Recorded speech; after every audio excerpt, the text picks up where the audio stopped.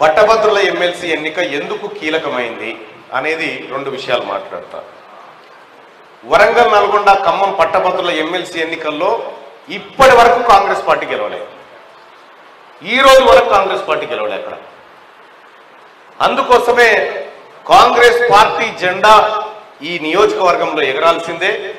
మనం ఆ జెండా ఎంత గొప్పగా ఉంటుందో మీరు చూడండి.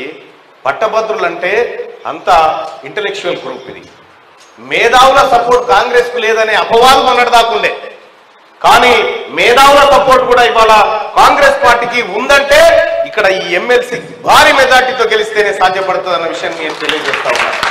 అందుకోసమే మిత్రులారా, ఇవాళ ప్రధానంగా ఒక కీలకమైనటువంటి అంశం, మరి ఏం చేయాలి యూత్ కాంగ్రెస్ పాత్ర ఎలా ఉండాలి?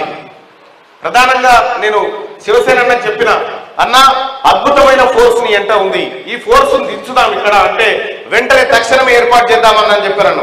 అయితే ఒక భారీ సభకే ప్లాన్ చేసినాం ఇద్దరం కలిసి, కానీ మనం నియోజకవర్గాలకు పోతే ఆడ ఎక్కడెక్కడ పరిస్థితులు ఎట్లుంటే మీకు తెలుసు. కాబట్టి గాంధీ భవన్ చూజ్ చేసుకున్నాం, గాంధీ భవన్ లో పెట్టాలని చెప్పి అన్న ఆదేశించడంతో తప్పకుండా అన్న ఇక్కడే పెట్టామని పెట్టడం జరిగింది.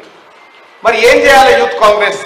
ప్రతి మండలానికి మన కార్యకర్త ఉన్నాడు, ప్రతి ఊర్లో యూత్ కాంగ్రెస్ ఉంది, ప్రతి జిల్లా హెడ్ క్వార్టర్ లో ఉంది, ప్రతి డివిజన్ లో ఉంది, ప్రతి నియోజకవర్గానికి ఉంది.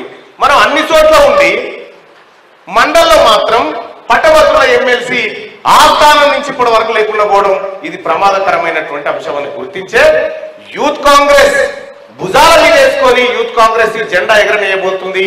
వీళ్ళ ద్వారా చేద్దామనేటువంటి ఉద్దేశంతో వాళ్ళని కొద్దిగా పట్టభద్రుల ఎమ్మెల్సీ ఎన్నిక గల్లా ఎగరేసుకొని యూత్ కాంగ్రెస్ కార్యకర్త చెప్పుకునే విధంగానే ఉంటది రిజల్ట్ అని చెప్పి నేను తెలియజేస్తా ఉన్నా.